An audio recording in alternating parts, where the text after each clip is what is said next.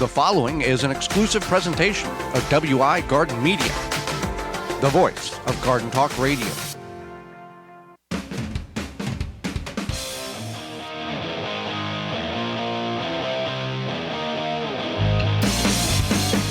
Coming up on the program today, we're going to go over what trees might be good for your property, as well as dangerous bugs in your backyard. Our guest is herbalist Dina Falconi, and we'll answer your garden questions. The hour is full.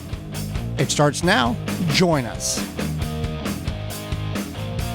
You are listening to the most informationally packed hour of garden-focused radio in the country and on the internet with your host, husband and wife team Joey and Holly Baird. This is the Gardening with Joey and Holly radio show. And welcome to the Gardening with Joey and Holly radio show. I am your host, Joey Baird. Beside me is my wife, co-host, best friend, and gardening partner, Holly Baird. This program is for you, about you, to help your garden grow better, to maintain your landscape, grow healthier trees, make your grass look greener, as well as preserving what you grow. We thank you for tuning in, whether you're listening to us on one of the 18 AM and FM frequencies, broadcasting our program in 2022 through our radio app, through our parent website, which is the WisconsinVegetableGardener.com, under the Season 6 tab at the top of the page. Podcast replay, in-studio video replay, however you're capturing it. We thank you for doing so. If you want to be part of the program, participation is welcome. You can do that by sending us an email to gardentalkradio@gmail.com. That's gardentalkradio@gmail.com. Or if you would like to talk to us, you can do that as well by giving us a call on the Proclamation Hotline, brought to you by Proclamation Goods. That number is 1-800-927-SHOW, 1-800-927-7469. Proclamation Goods creates cookware for the eco-conscious home chef. Their pans are non-toxic, have a lifetime warranty, and are made in Wisconsin. Their award-winning stainless steel Proclamation Duo cookware set is a 12-inch skillet and a stock pot that doubles as a wok. Best of all, the skillet and stock pot hinge together to form a Dutch oven. It's 2 pans with the versatility of 10, empowering you to cook more with less. If you care about your health and strive for a more sustainable lifestyle, then Proclamation Goods is for you. Supply is limited, so order yours now at proclamationgoods.com.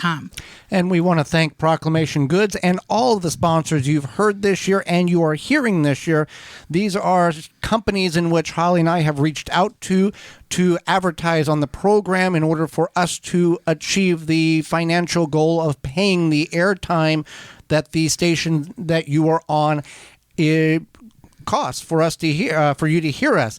So we reach out to them. We have criteria in which we have to, they have to match, and they sponsor us, and they are good products. Otherwise, we wouldn't waste our time having companies advertise on our program if we didn't back them the way we back these. Right, Holly? Absolutely. So you got anything else? Talk about trees, or you got anything else you want to add to that? No. Okay, let's talk. Ready for trees. Ready for trees. You said it well. Okay. Okay, so we want to talk about which trees are best for you on your property. So this will vary by location. Yeah, it would vary by location, but we're referring to residential neighborhoods typically if you have a home in a regular residential type neighborhood. Right. We're going to go over what zones these trees predominantly grow best in. So that is a key factor on what will work for you if you're in southern Tennessee in Zone 7 or you're in northern Wisconsin in Zone 3. Makes a difference here. So keep that in mind. So the first one we have here is a paper birch. Birch trees they make an impression quickly, even before they're fully grown because of that white bark. It is a fast-growing tree, and it can reach up to 60 feet tall, but it doesn't take up a lot of width of space. It's very vertical and compact is what you're referring to. Correct. And if you're like, I think I knew, if you search paper birch, you would know exactly, oh yeah, I've seen that. I know what that is. Correct. And it is a striking tree, and it's easily recognizable, and maybe you have some memories of a birch tree. Do you have memories of a birch tree? I do. Do you really? Yes. Can you briefly share with all of us what your memories of a paper birch tree is? Yes, my friend and I would go to this local park when we were teenagers or preteens, and we would climb this birch tree and sit at it and just have, preteen chit chat. The life you lived. The life I lived. We would ride our bikes there. Oh, okay. Yes. Well, we will have more story time with Holly after the break. All right. Don't promise people that. They might want it. Yeah, have a whole show of your stories. All right, what's the next one? Is there anything else we need to... It grows in zones 2 through 7. Very compact, very vertical, doesn't take... Canopy is not wide, so it's a good thing if you've got limited amount of space, but you want some of that shade and leaves. And maybe just a pretty white bark tree. Right. Yes. Okay, now let's look at dogwoods. Dogwood trees are a popular tree that will... it's popular in most portions of the United States. It's a flowering tree that I think a lot of people know what the dogwood tree is, but they don't know, if you know what I mean. Like, you might be, when you look up a picture of it, it does have these beautiful red foliage that occurs before the fall, and a lot of people may have seen one, but they might not realize how that it's a dogwood, essentially. So that's the dogwood tree.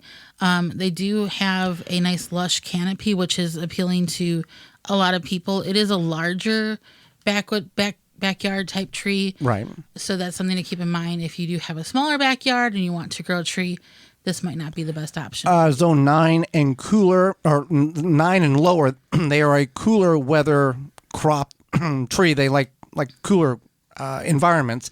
They don't like the tropical environment. Right. The saucer magnolia, this one has the really bright pinkish purple saucer-shaped flowers in the spring. And this one grows about 20 to 30 feet tall, not as much of a canopy, so it is kind of like the birch tree where you have some height, but it's not as wide in its footprint, essentially your sky footprint. And it does put on those beautiful flowers, and that's zone 4 through 9. A little bit limiting in the zones in a sense, but still a wide range. Well, a good rule of thumb is if a tree says, or a plant, perennial, says that is good for zones 4 through 7, I would not recommend purchasing that plant if you're in zone 4. I would make sure you were in zone 5 so you had that cushion, that you weren't up against that barrier of, I'm in zone 4. If we get one of those weird winters, it's going to drop really cold and could kill the plant. So if it says 4 to 7, I wouldn't buy it unless I was in zone 5 or above. Or you could even contact your local university Correct. extension to ensure that purchasing a tree, if you are on that line, that bubble, that it would be a wise Because decision. it all matters if you're in a valley or on a hill. A lot of microclimates, a lot of multiple zones in one zone when you really get down to the scientific attributes of that. Absolutely. And that's something to keep in mind, is that we may live in a certain zone, but depending on where your backyard is, it can have a microclimate, and you might have a chance for either to put yourself out of the zone essentially, or bring yourself into the zone. All right. So the next one is fringe. And I've seen these trees. I wasn't super familiar, but it has these really like feathery white flowers in the spring, and it looks like some type of like fringy material. And these are good backyard trees because they grow 12 to 20 feet, and then they don't get too wide. They grow at 12 to 20 feet and kind of stay more compact, and that's zone 3 through 9. Yeah, a smaller, compact canopy, good for limited space. Now, none of these trees that we're going to go over or have gone over would be good property barriers. You would need more of a shrub type of plant for that if you're wanting to create a living wall. And that's typically those arborvitaes Yes. that a lot of people purchase. Not the greatest looking things in the world, but they really close off and give you a lot of privacy. But the good thing is that as horticulturists do, different grafting, and they combine a lot of these plant properties that are more positive, there are more choices in shrubs. So you think like in 20 years, the arborvitae, you'll be able to pick up a red one, a blue one, a purple one, a green one? I mean, I don't, probably not. No? I don't know. Who's to say why not? I guess if there becomes a need for it. Well, on we the can put a market, Tonka trunk on Mars and drive it around. Why can't we make an arborvitae? Maybe people don't want that. Okay. I don't know. I think they're ugly, to be honest. Yes, but they are a very But good they are, privacy, yes. very dense. You're not going to be able to sneak through and watch somebody on the other side. And They are very dense. Absolutely. So, yeah, that's the those are our trees that you want to look into for your backyard, for your property, etc. And so there's one that I kind of came across that is popular for backyards, but it's popular for the wrong reason? large backyards. Okay. So not a compact urban lot per se. Right. So this is the red oak, and people like the red oak because it is really beautiful. Oh, it has great leaves, and then it has the acorns and all of these other things, but... And it houses a lot of animal life. It's good for your However, backyard ecosystem. However, it does grow. It grows quite fast, and it gets up to 75 feet tall maturity, and it has a very large, wide canopy. So if you have an average residential home backyard and you don't have a lot of space, do not plant a red oak tree. But if you have a larger piece of property and you want a beautiful, long-lasting, faster-growing, magnificent tree. If you got 20 years, got some property, and want to turn it into a nice reserve. Yes. Animal reserve. Absolutely. Red oak would be. Red oak is one. Mm-hmm. And then one tree we talked about to avoid is the black walnut. Right, because of the toxicity, not because the tree is poison per se, but the toxicity in which the roots emit to protect itself. It has a chemical called Julong, and that will toxify the soil around the tree up to 80 to 100 feet from the trunk to keep it safe. It's its own kind of defense mechanism. Yes. And so if you are like us and you are a gardener, a vegetable gardener especially, this could inhibit your gardening growth.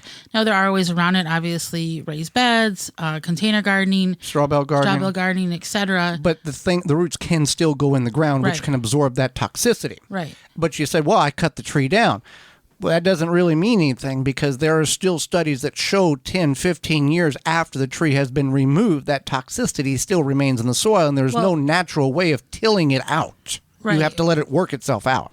But we're talking about planting trees, right? Correct. So don't plant a tree that is going to inhibit your goals of growing vegetables. It produces a lot of nuts, a lot of walnuts. If you are looking for trees that will produce a lot of nuts, black walnut is a very good tree to do that for you. But it will prohibit other things. Now, not all vegetables are toxified by that toxicity in the soil. There are a certain caliber of vegetables that will be hampered by that toxicity. So keep that in mind. And if you are moving or have moved or started growing in a new location and you do see issues and you know it's not a chemical drift or an herbicide issue, it may be something in the soil such as there was a tree here. I moved here. They cut that tree down 5-10 years ago. We didn't know that. They ground the stump, but that toxicity is still in the soil. Absolutely. And those are things to keep in mind. So one thing you want to keep in mind is Walton's. We're brought to you today by our sponsor, Walton's Inc. We know you care about where your food comes from. Canning and preserving your fruits and vegetables is great, but what about the meat? At Walton's Inc., you can get the equipment, seasoning, and supplies to make sausage, jerky, and any other meat product your way to your high standards. Do you want to make snack sticks that people will actually like? Walton's created meatgistics.com, an informational site to help you make the best finished product. Walton's even has a full line of their own meat grinders, mixers, sausage stuffers, etc. to help you go from animal to edible. Walton's everything but the meat. You can use code GROW50 to save 10% off of your $50 order or more and get free shipping. When we come back, dangerous bugs in your backyard. You're listening to the Gardening with Joey and Holly radio show. Got a question for Joey and Holly? Send it via email anytime to gardentalkradio@gmail.com. Take the guesswork out of composting with hot bin composting. Quickly break down food scraps within 30 to 90 days. Find out more at hotbincomposting.com. Do you have nuts or fruit in your yard? A Nut Wizard is a handy, effective tool that will pick up round or oval tree produce quickly and easily, leaving debris behind for a clean harvest. A Nut Wizard tool saves your back and your time. Visit nutwizard.com for more information. Hey gardeners, it's that time of growing season, so let's start canning. Head over over to Fleet Farm for all of your canning supplies and jam mixes. In one easy stop, find everything you need, like jars, lids, canners, strainers, racks, spatulas, and funnels from top brands like Ball and Kerr. Plus, pick up mixes, sugar, and more. When it comes to canning, get everything you need at your canning headquarters, Fleet Farm. Protect your plants from damage with the 3-in-1 Plant Guard and Special Blend Fertilizer. Visit ivorganics.com. Use promo code RADIO10 to save 10% off your order. Jung Seed Company is a family-owned and operated gardening company since 1907 with the largest selection of seeds and plants online. Use code 10TG22 to receive 10% off your order at jungseed.com. That code again is 10TG22. Chip Drop is a website. You can sign up for free wood chip mulch delivery right to your door for free. Chip Drop connects homeowners and gardeners with tree services who are trying to get rid of their wood chips. You can also sign up to get free logs and firewood. Go to chipdrop.com to learn more and sign up for a free account. This week's garden tip is sponsored by the amazing Dr. Zymes. Eliminate and prevent garden pests with their 100% all-natural, all-in-one insecticide and fungicide. Experience powerful natural protection from insects, fungus, mold, and mildew. Try a free sample. Visit drzymes.com/garden talk. Use it from inside to out, from fungal gnats in your houseplants to whiteflies on your tomatoes outside, and all over. The amazing Dr. Zymes Eliminator is a revolutionary green solution that kills and eliminates soft-bodied insects, molds, and mildews on your indoor and outdoor gardens. Eliminator is a proprietary formula handcrafted to ensure quality control. Professional growers use it all year to ensure pest-free, mildew-free plants. Eliminator is comprised of organic material combined with other biological stimulating ingredients. That helpful garden tip was sponsored by the amazing Dr. Zymes. Eliminate and prevent garden pests with their 100% all-natural, all-in-one insecticide and fungicide. Experience powerful natural protection from insects, fungus, mold, and mildew. Try a free sample. Visit drzymes.com/garden talk. Thanks for listening to the Gardening with Joe and Holly radio show. As you've heard through the program, many companies offering coupon codes to help you save on great products. If you've missed any of those coupon codes, you can go to our parent website, the WisconsinVegetableGardener.com, and click on the Money tab at the top of the page, and they're all listed for you. The Gardening with Joe and Holly radio show is brought to you by the following: Pro Plugger, Chip Drop, Bellbuster, Johnny Appleseed, Ivy Organic, Milkweed Balm, Walton's Incorporated, Bloomin' Easy Plants, Jung Seeds. Find all sponsors at the WisconsinVegetableGardener.com and thank them for their support.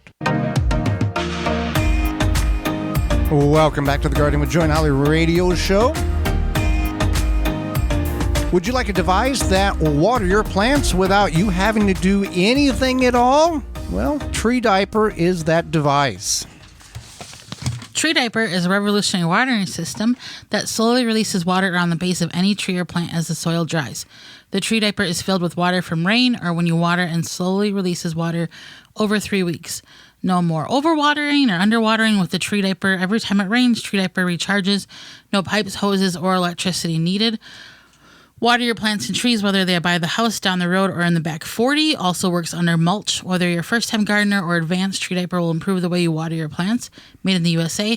Check out all the sizes they have available at treediaper.com. That's treediaper.com.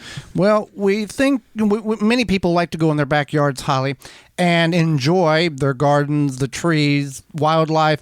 But there are things in which we need to be cautious of because there are bugs, insects that are dangerous for us and our pets. Absolutely. And it's important to remember that this is not the case everywhere necessarily. And also that location may vary. And also many of these harmful insects are either around, they're nocturnal, they might be where they might live where you might not necessarily see them or bother them, but if you happen upon them in their home, then that's when they become defensive and cause attacks. So we're going to see how many we can push through in this segment here in regards to bugs in your backyard that are not good. Brown recluse spider. Yes, so the brown recluse spider is a brown spider. It has a violin-shaped marking on its back. It's typically found, beneath rocks, wood piles. It is venomous, and it typically is it's going to hide away from people. It's not something that comes out and Purposely goes after you. But you could find it, and then it would attack if it's provoked. The spider bites can cause blisters, fever, difficulty sleeping. So you want to make sure that if you think you've been bitten by a brown recluse, that you want to get immediate medical attention. Now, these can be found in your home, too. Yes, and a lot of times like in old buildings, barns, etc. And brown recluse spiders they're basically in about 16 states: Alabama, Arkansas, Georgia, Illinois, Indiana, Iowa, Kansas, Kentucky, Louisiana, Mississippi, Missouri, Nebraska, Ohio, Oklahoma, Tennessee, and Texas, south central areas of the United States. That doesn't mean that they can't be in other places, but that's the predominant habitat for those spiders. You sounded like a low-key auctioneer at that moment. 75. Okay, so the next one is the deer tick. Ticks usually hide in grass. I know here in Wisconsin, there's been the last, I think, 2 or 3 years, everybody's like, watch out for ticks while you're hiking, etc. I always spray a DEET type bug repellent every time I go hiking, on my legs especially. And then because of mosquitoes, I spray my arms and other places as well. But deer ticks, they do hide in the grass, thick foliage. They will latch onto your dogs, yourself, your cats, if you take your cats out. And then they extract your blood. And then this can want to drink your blood. Right. But this is not a good drinking of blood. No, not Grandpa, what's his name? Munster. Munster, yeah. Yeah, no. Yeah. We don't want the deer tick and Grandpa Munster are two different type of bloodsuckers. So a lot of times they can spread Lyme disease. Yes. And this is a conversation if you do if you take your dogs hiking, if you let your cats outside, even around the yard, you want to make sure you have a conversation with your vet about tick repellent or tick preventative. Now these can be found in all 48 states and Alaska. Couldn't find any information on if they are in Hawaii, but if you're in the lower 48 and Alaska, you're going to have them. You're going to encounter these, or they're in the area. May not absolutely guarantee be in your backyard, but if you go out and about, you're going to probably encounter or be in their environment. The Great Lakes region is actually the most highly populated region for deer ticks, so you want to keep that in mind. But the Finger Lakes. Right. No, not the Finger Lakes. The Great Lakes. Great Lakes region. Yes. So you want to keep that in mind. But at all times, you want to be aware of ticks. And they start coming about early spring and it's through fall. So definitely don't kill your possums. If you got possums in the neighborhood, do not kill them. They will eat thousands of ticks every summer, if not every. I forget what the actual number, but it's an incredible number.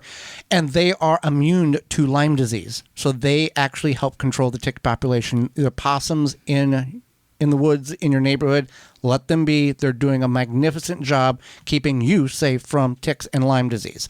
Scorpions is another one that could be in your backyard. Now, this is predominantly in the southern regions, more in the desert area of the United States. So scorpions are typically found in the southern, southeastern, or south and southwestern areas of the United States. They are nocturnal. They do like the warm, dry climates, like the desert, and I guess most American varieties don't have lethal venom like in Africa, but they still can sting you, and that can still be painful. If you do live in the warm, dry climates like a desert, you want to keep in mind that they can be found under rocks. If you are working in an area at night, in the late evening, early morning, super early morning hours, things like that, maybe you might want to wear gloves. Make sure that you have, shoes. If you go camping in these areas and you leave your shoes out in the morning, you want to make sure you shake your boots out, shake your shoes out, etc., to make sure there's no scorpions that have decided to crawl in there overnight. Right. Yellow jackets can be found all over North America. Meadows, orchards, woodlands, playgrounds, cemeteries, everywhere that you can imagine, they can be found. And they can do a lot of damage very, very quickly to your body. Right. So they do look like the yellow honeybee. But you want to keep in mind that just because you see something that is a bee or a wasp doesn't mean that needs to be killed. You just want to be aware. So if it does look like a yellow jacket, then the best thing would be to make sure that you get away from it. These are often found at barbecues, picnics, etc., because they do like that smell of meat. Rescue has a trap for Yes. yellow jackets. Rescue does have a trap. Rescue.com. So you want to keep that in mind that if that they do colonize quickly, and that if you do find one, that there probably are more around. So you may want to move away from the area if you do find a yellow jacket community. Correct. Nest. Yes. Is it nest? Yes. Yeah. That you want to get rid of it. You want to get that off your property. So keep these things in mind. Just be safe. Be aware. If you find one in your home, definitely Extract it. Don't even Extract it in the means that you feel needs to be extracted. Exactly. Fire ants. Fire ants are found in the United States and inhabiting all parts of Alabama, Arkansas, California, Florida, Georgia, Louisiana, Mississippi, New Mexico, North Carolina, Oklahoma, Puerto Rico, South Carolina, Tennessee, Texas, and Virginia. And they have been discovered in spontaneous patches in Kentucky, Missouri, and Maryland. Right. So red fire ants, they build these large mounds. They're about 2 to 4 square feet in size. And then if you do for some reason run into one, this mound, this can be done in the backyard, in the garden, too, right. that these will inhabit those areas. They build these homes, right. And if you happen to come across one and you disturb their home, they will sting you. They will come after you with force. And with any of these insects that we are talking about, we are not referring to a medical treatment because that varies based on the insect or the bug. That should be discussed between you and your medical physician on what the best or the precautionary measures in which your doctor says that needs to be done if you encounter these or get bitten by these. We're just telling you what can be found in your backyard. Absolutely. Now I'm thinking about that meme that shows like all these creepy crawly creatures, and then it says, "This is why I live where the wind hurts my face in winter," because a lot of these are like in the south, like Nebraska. You're referring to, like flatland and even here. Well, the wind hurts your face in winter. For those who are not familiar, the show originates out of southeast Wisconsin. Right. So when we refer to that, now you know why we're talking about that particular geographical region. Right. So what I'm saying is that like a lot of these are like, this is in the south. These are in these southern climates, whatnot. And I'm like, that's okay. But at least it's not. You look at the dangerous bugs in Australia. That I don't know why anybody. That's just bad down there. Like Australia is just trying to kill you. Yeah. Essentially. Yep. We got another one here. Black widow spider. In the United States, black widow spiders are found primarily in the south and west. They inhabit urban areas and as well as forests, deserts, and grasslands. Right. So the black widow spider is a small black spider. It has a red like hourglass type shape mark on its belly, and then its bite is extremely venomous. It can cause all sorts of issues such as muscle pain, spasms, abdominal cramps. It's rarely fatal, but you don't want to become their BFF for any reason. And if you felt that you are bit by a black widow, you do want to make sure you seek medical attention immediately. All right, let's go with one more here, Holly. Paper wasp. Paper wasp is commonly named it's found in the southern North America and southern Canadian provinces throughout southern United States, and often nest around human development. So they kind of inhabit where the people are at.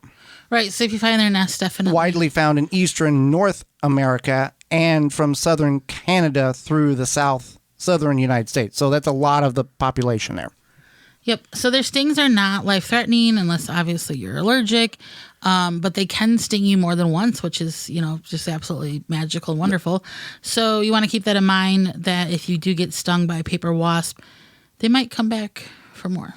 Right. Well, let's do the other one. Let's do the kissing bug. This is not a good thing. Kissing bug. No. Kissing bugs. Most of the world's kissing bugs are in Central and South America and Mexico. They also have been found in the United States in the lower 28 states, with the highest concentration in Texas, Arizona, and New Mexico.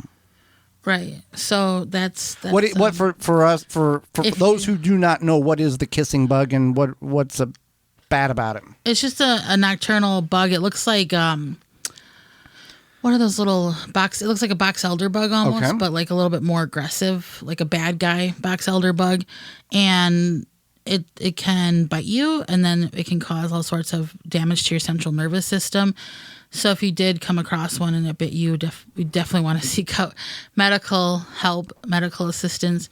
And again, they are typically found in Texas and then the southwestern portion of the United States, like you said, Arizona, New Mexico. And they are nocturnal, which I guess is a good thing because for most situations, right?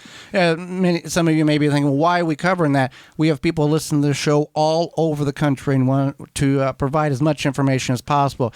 Again, these are not to scare you, but to make you aware of things in your backyard that you may not have been aware existed up to this point. So keep that all in mind. Well, another thing, Holly, that does exist in our backyard, and many of us are very familiar with it and are seeing them, is those nasty Japanese beetles, and they are decimating our gardens as we speak.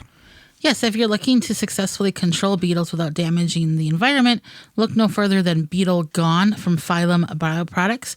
Derived from a naturally occurring soil bacteria, Beetle Gone is the only organic solution that successfully controls beetle invaders.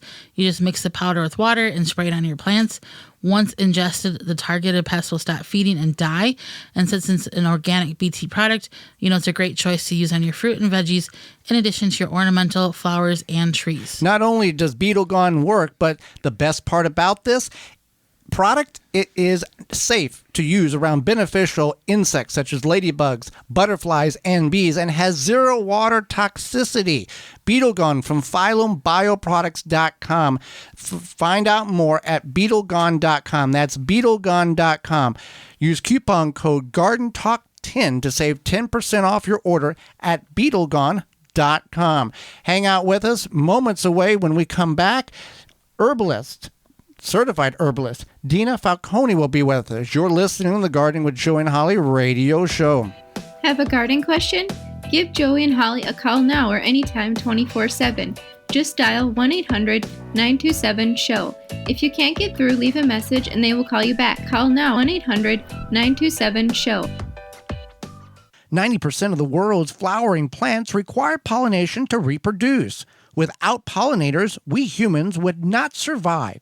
Here at Finding Nectar, a Denver suburb-based nursery providing flowering plants that are bee, butterfly, moth, and bat friendly, we are striving to get more pollinators into the backyards of Colorado. Together, we can increase the pollinating population one plant at a time. Affordable plants. Check all the plants out at 1550 Highway 72 in Arvada and at findingnectar.com. It's a struggle to find fruit that isn't a disappointment or a waste of money, especially peaches at the grocery store. You bring them home, they turn mealy and gross. Well, Tree Ripe Fruit Company has the answer. They deliver fruit straight from the farm, obsessed with quality, so you can actually experience the joy of a great tasting fruit. Love Georgia peaches? Tree Ripe delivers the best peaches you'll ever eat directly from the farm within days of being picked. Peach season starts June 15th and goes through August 4th. In July, they also deliver Michigan blueberries. You can find them at over 400 Peach Stops events throughout the Midwest or have fruit delivered directly to your home. All the event details and ordering information can be found at their website, tree-ripe.com. An extra bonus for you listeners, get 10% off your first purchase when you order online only, tree-ripe.com, by using coupon code HOLLY10, HOLLY10.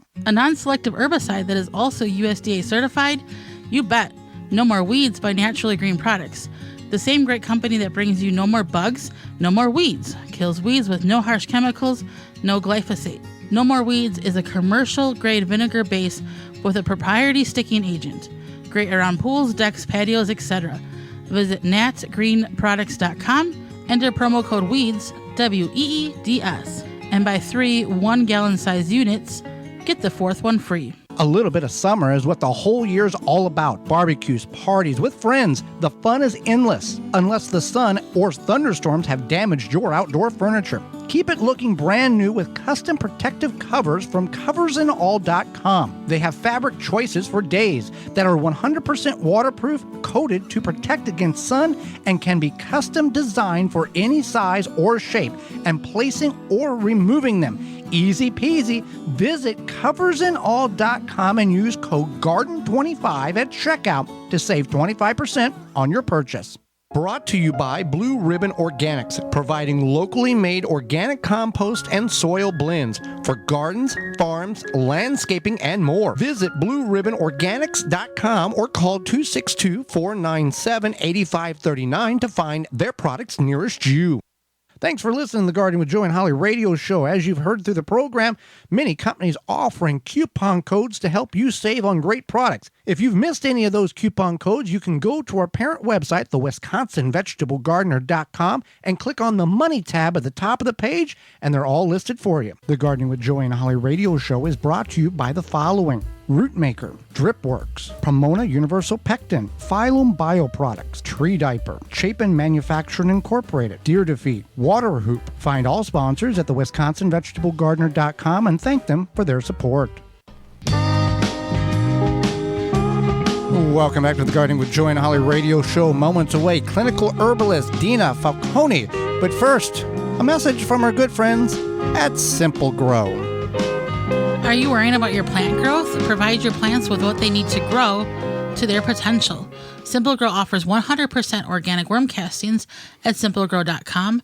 Unlike other worm casting products, when you order from Simple Grow, you are getting 100% worm castings, not filler plus worm castings.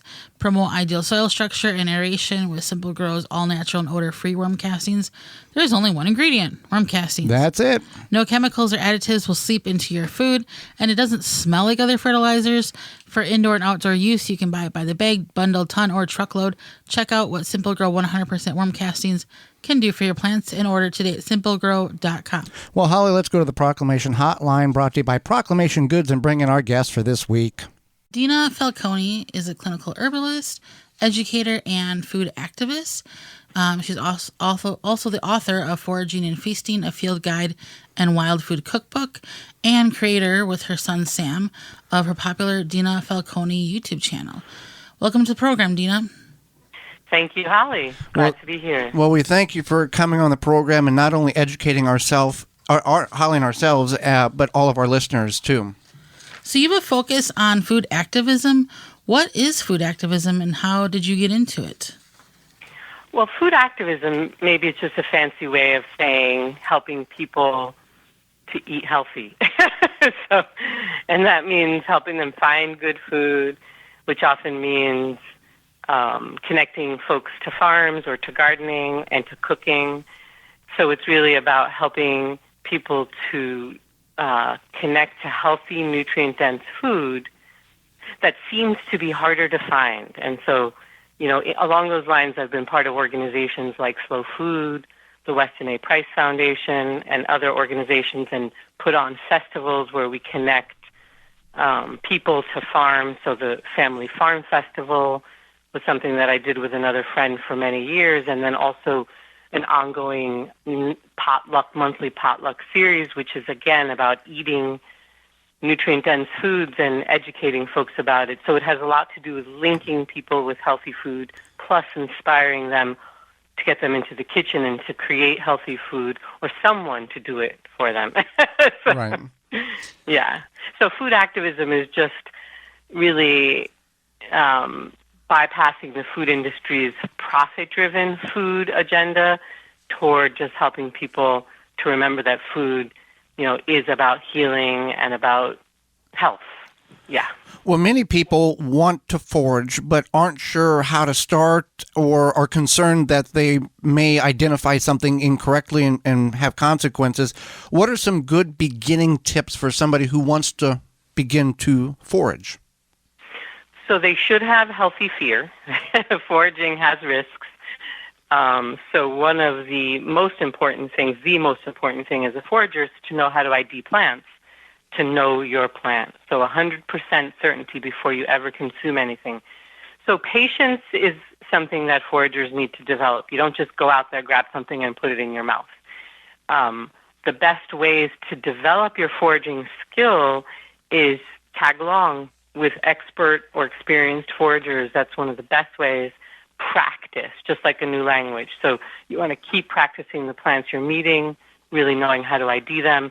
Books, the book we created, Foraging and Feasting, or that YouTube channel, the Dina Falconi, basically is just inculcating like your brain with plant literacy, because we've been disconnected from that. So as a forager, you're relearning this very ancient yet simple skill, but it requires that practice. So for a new forager, don't get stressed out.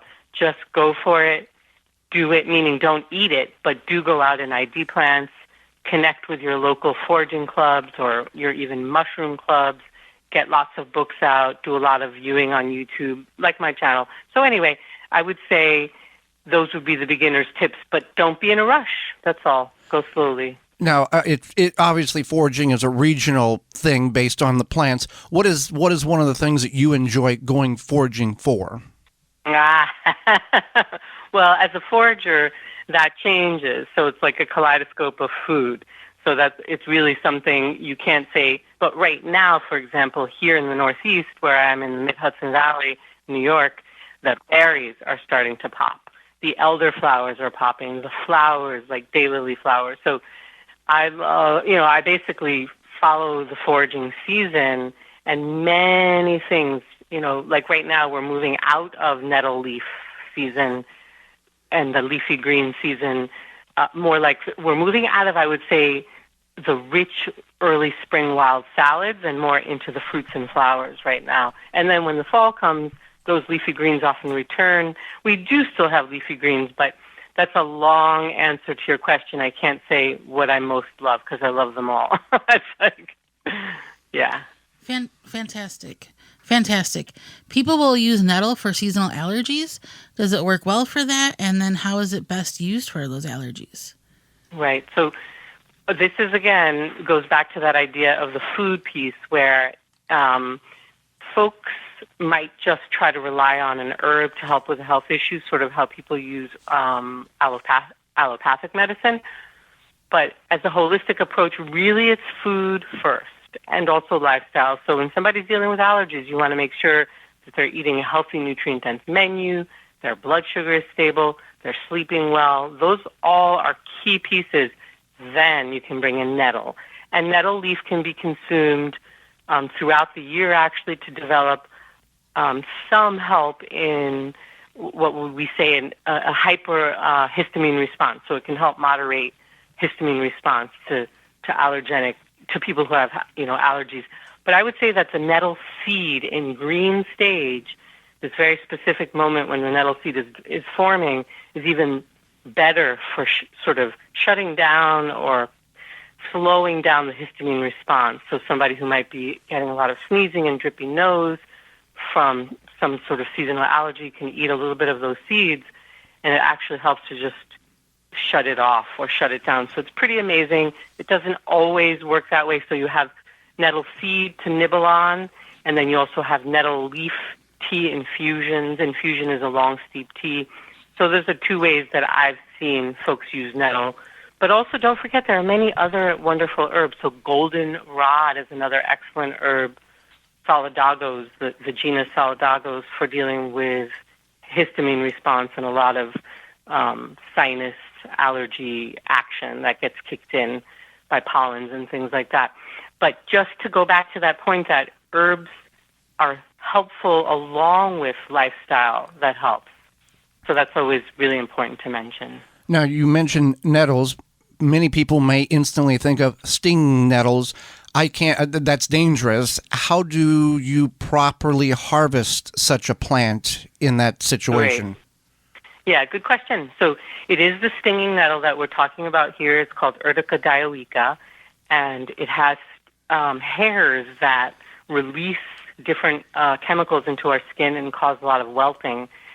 So to harvest it properly, I mean, you could become there's a term called urtication where you can get stung by it, and some people think it's therapeutic. I'm not recommending that, but it isn't like the end of the world, and in fact, some people even do it to help with rheumatic and stagnant things related to arthritis. But back to how to harvest without getting stung is you wear good gloves, long sleeves, scissors, so you protect yourself. It isn't prickers. It doesn't prick you. It needs to access your skin to sort of inject this chemical activity. And then to prepare it, well, typically when you make an infusion, which is how a lot of people use it for supporting health, that will also help reduce allergenic response. We make an infusion, and that's usually with dried nettle. So you would harvest it before it flowers. You would cut it with the stalk intact. You would dry it, and then you would use all of that to make a long steeped tea. And so that means that you're going to boil water. You're going to use about a half an ounce of herb. That's the nettle, leaf, and stalk per quart of boiling water. And you would put that into a vessel that you can put a lid on, let it steep for about 4 hours. So that's how you prepare it. And stinging nettle doesn't sting you, when you've cooked it or mechanically mashed it. You kind of destroy the stingers as well, the ability for it to sting you. Does that answer your question? Yes, it does. Great. So we are talking with Dina Falconi, and she is a clinical herbalist, author, educator, and YouTuber. Your book, Foraging and Feasting, tell us more about it and why our listeners should pick up a copy. They got to pick up a copy. They got to get one. No, it's a fabulous book. I created it out of a sort of void for, I've been collecting books for 30 plus years, herb books, foraging books, and I felt like this book wasn't in the library yet. It didn't exist. So it's a guide that is visually there for you, unlike most other field guides. This isn't a field guide in the sense of a pocket guide. It's a large book, so you're not necessarily going to put it in your bag. But in the field, it is a field guide in the sense that it really helps you to key out or properly identify a plant with the visual characteristics. That's where Wendy Hollander, who's an amazing botanical illustrator, worked with me. Sorry, Wendy, enslaved you for a good 3.5 years to really get those pages to help the forager know they have the right plant. Again, it's back to ID, correct ID. So it's unique in that it's going to hold your hand and have you confidently ID plants. That's an amazing asset in a book like that. It's hard to find in books. And then it plugs those plants into recipes. So we have 100 master recipes. And again, you're held very closely, but not in a restrictive way, because the master recipes are there to hold your hand throughout the growing season. So let's say you want to make a soup, a wild green soup. Depending on the wild greens that are in season, you're going to plug different ones in. So a master recipe, that's the templates that I really resonate with, and they have to do with freeing up the forager to use whatever is at hand, but giving you a solid framework, a solid recipe framework to have success in a recipe. So like the ice cream recipe, the same. Depending on the fruit that's moving through the season, you'll put that into the master recipe, or the gratins, or the pestos.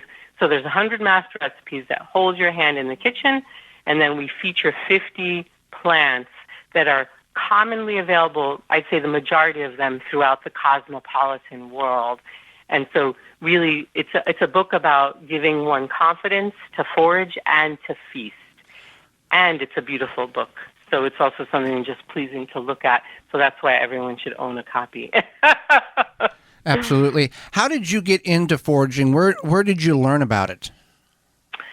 It came out of my preteen years as a young girl, a girl in New York City, looking for ways to, it sounds crazy, but I got involved with food as healing, food as medicine at that early age. And from that, the seeds for foraging were planted. The idea that your food and medicine grows freely from the earth, and that food that you forage, like, for example, the nettle, is an amazingly nutrient-dense vegetable, more so than most plants that we can buy in the supermarket. So we have nutrient density. So I was chasing for, that idea of health through food, and then foraging can segue very nicely into that. So it came from that wish to just, really nourish myself. Yeah. Fantastic. So we've really enjoyed having you on the program. How can people find out more about you?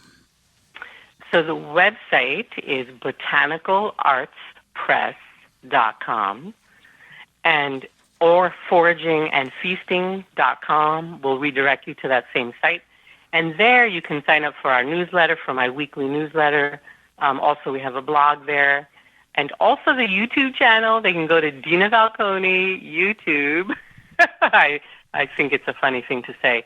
I'm not a YouTuber necessarily, but anyway, so folks can find me through the website and the YouTube channel, which, I think those would be probably Instagram also. You can do foraging and feasting Instagram. Well, Dina, we greatly appreciate the opportunity you've given us by allowing us to learn some of the information about foraging from you, not only for Holly and myself, but all of our listeners. It's my pleasure, and thank you for having me on your show. Absolutely. And when we come back, it's going to be your garden questions, our garden answers. This is the Gardening with Joey and Holly radio show. Got a question for Joey and Holly? Send it via email anytime to gardentalkradio@gmail.com. Pomona's Universal Pectin is a high-quality pectin that gels reliably with low amounts of any sweetener. If you're trying to reduce the amount of sugar in your diet, you'll love Pomona's Universal Pectin. Now you can make healthy homemade jams and jellies sweetened to your taste. You can use sugar or honey to sweeten. Pomona's Universal Pectin keeps indefinitely when stored in an airtight container. Easy to use, versatile, and comes with directions and recipes in every box. Find out more and where to buy at PomonaPectin.com. Also available at natural food stores and online. Rootmaker starts your plants off right and keeps them going through harvest. From their seed starting trays with an innovative design that air prunes the roots to their large variety of grow bags, 1 to 60 gallons. Their products will provide you with the harvest that you've never seen before. Visit rootmaker.com and use coupon code RADIO22 to save 15% off your order. That's rootmaker.com. Japanese beetles show up in summer for a feeding frenzy in your garden, and they are the worst party guest, feeding on leaves, then laying eggs in your lawn for next year. Japanese beetles can decimate your plants and trees. Protect your plants with Japanese beetle traps from Rescue. New this year, Rescue has refill lures to use the same trap again the next year. Made in the USA by the makers of the popular Rescue Fly and Yellow Jacket traps. Learn more at rescue.com. That's RESCUE.com. Thanks for listening to the Gardening with Joey and Holly radio show. As you've heard through the program, many companies offering coupon codes to help you save on great products. If you've missed any of those coupon codes, you can go to our parent website, the WisconsinVegetableGardener.com, and click on the Money tab at the top of the page, and they're all listed for you. The Gardening with Joey and Holly radio show is brought to you by the following: Tree Ripe, Covers and All, Ironwood Tool Company, Timber Pro Coatings, Blue Ribbon Organics, Natural Green Products, Algae Men, Dr. Zyme, Happy Leaf LED, Rescue, Big Tool Rack, Hot Bin Composting, Proclamation Goods. Find all sponsors at the WisconsinVegetableGardener.com and thank them for their support.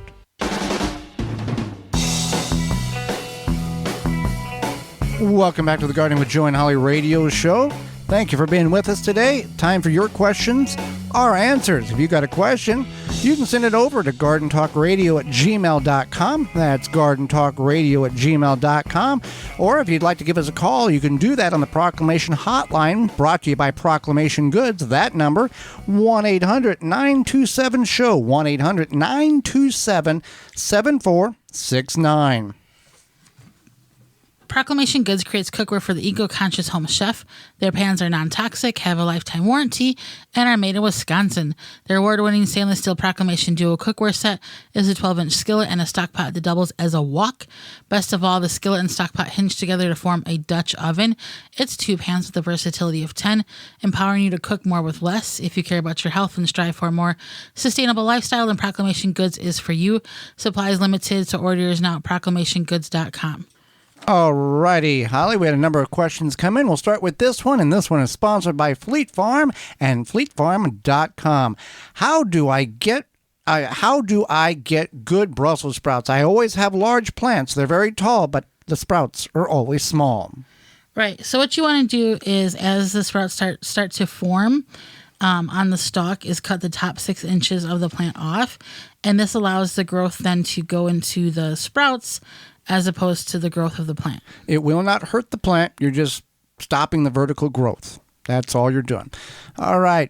Do you prune the bottom leaves of determinate tomatoes? I have 2, each in 15-gallon containers and 10-gallon fabric pots. I have 4 Roma baby tomatoes and a couple of other baby tomatoes.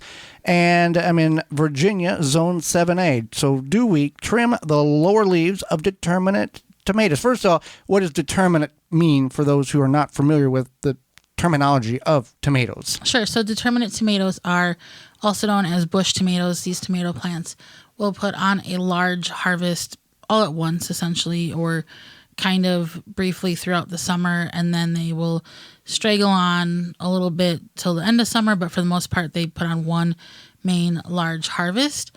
And so that's what determinate tomatoes are. Indeterminate tomatoes are known as the vine tomato, and these are the type of tomatoes that will continue to grow until you kill them, or there's a frost, or you rip them out of your garden. And yes, we do trim the lower 6 to 8 inches of all varieties or all types of tomatoes, whether they're indeterminate or determinate. The reason for that is it prevents unnecessary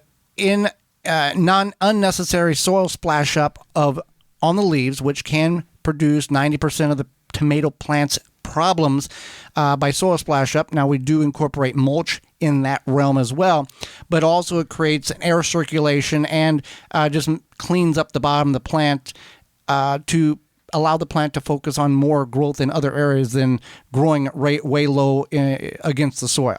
So go ahead and trim them. You're not going to hurt anything, and you'll be just fine. All right, Holly, our next question is, I have spaghetti squash going to fruit, but it doesn't look like anything that I've ever grown before, such as the spaghetti squash. They look like zucchini. It's alive! So it's okay. You have something growing, that's for sure, right. But it's a cross. So there was some sort of cross-pollination at some point, and you want to assume and treat it like a zucchini. Yeah. It's not that you cross those. We have been seeing this more predominant in the last 5 years, that you buy seeds from a certified grower that are supposed to be spaghetti squash or butternut squash or fill in the blank, and they have crossed in the seed production manufacturing in the field of the grower. Now, if you are growing zucchini, pumpkin, summer squash, winter squash all in your garden, you don't have to worry, and the seeds are not doing this, you don't have to worry about them morphing into something this year. If you save the seeds for next year, there is a possibility of that cross occurring from the seeds in which you saved. But they're not going to, you got zucchini or you got a spaghetti squash this year, you don't have to worry about, oh no, it's going to do this. But you treat it like a zucchini. It's not going to be as tasty as a zucchini, but it's going to be edible. So you want to discard any of the seeds in that seed pack so you don't have this issue again. And the zucchini, the pumpkin, and the spaghetti squash all are in that same family, which can cross with one another. We harvested one out of the front yard garden that was a zucchini shape, but it was bright orange as a pumpkin would. Right. So, all right, so here's another question. Yes. Is I went on vacation and come back to find several yellow cucumbers. I know that means they are overripe, overgrown essentially. What can I do with them as they are bitter to eat? Unfortunately, there's not a lot do you you can have do with them. hogs? Right, if you have hogs, I think chickens will even eat them too. So if you have some sort of livestock type animal, goats maybe goats, they would probably eat them, but as far as yourself, right, you would want to compost them. And you don't necessarily, overripe cucumbers would be, I'll save the seeds. Well, you can do that, but you want to make sure that you're not growing any other variety of cucumbers in your yard or adjacent neighbors, because they are very easily cross-pollinated. That doesn't mean that you save the seeds and you plant them next year, you're not going to get a cucumber. You're going to get that. But it may be similar to, as the previous question was, a morphation of several varieties that do not taste good. Right. And just keep in mind, whether you go on vacation or not, you want to frequently harvest cucumbers as you harvest them.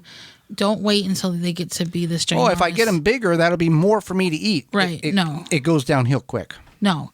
So you just want to keep in mind that what plants are trying to do is essentially survive. So they're going to continue to put out the seed, which is, in this case, the fruit. And so the more frequently you harvest, the more fruit they're going to put out, and the better it's going to taste. All right, Holly, you are a multi-award-winning Wisconsin State Fair canner, and here's a question for you. I know it is very important to get as many air bubbles out or get the air bubbles out of a jar before putting in the water bath canner. I've always seemed to have bubbles in my jar no matter how much I try to get them out. Is this a problem, and any advice on doing a better job?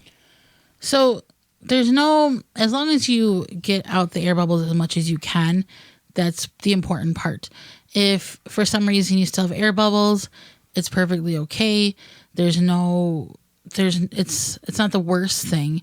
We use what's called it's a little tool, and it's a headspace measurer on one side, and the other side it's just a flat Spatula. It's a piece of plastic.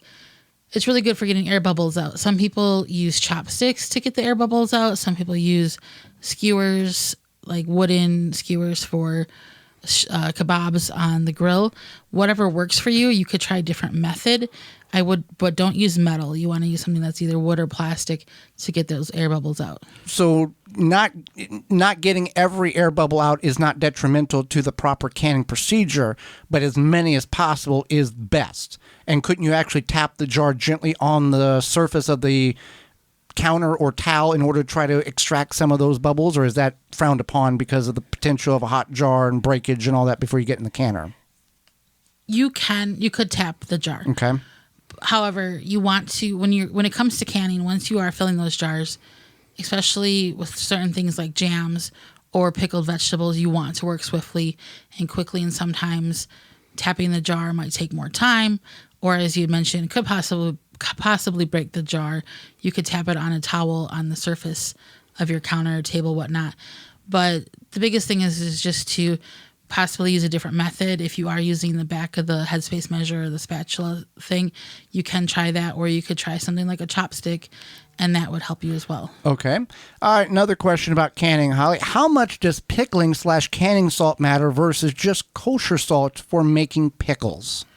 So pickling salt has the absence of iodine, and so if kosher salt has the absence of iodine, you can use that as well. So iodine is a bad thing when it's not recommended for the process of canning anything. Right. Okay.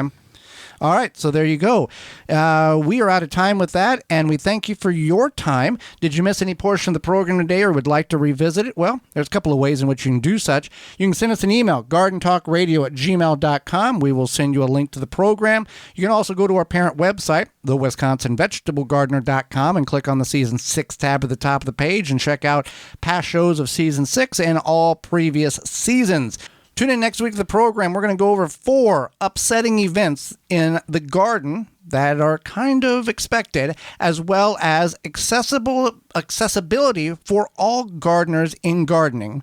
And our guest will be author Stephanie Rose. So until next week, for Holly Baird, I'm Joy Baird, and we will see you in the garden.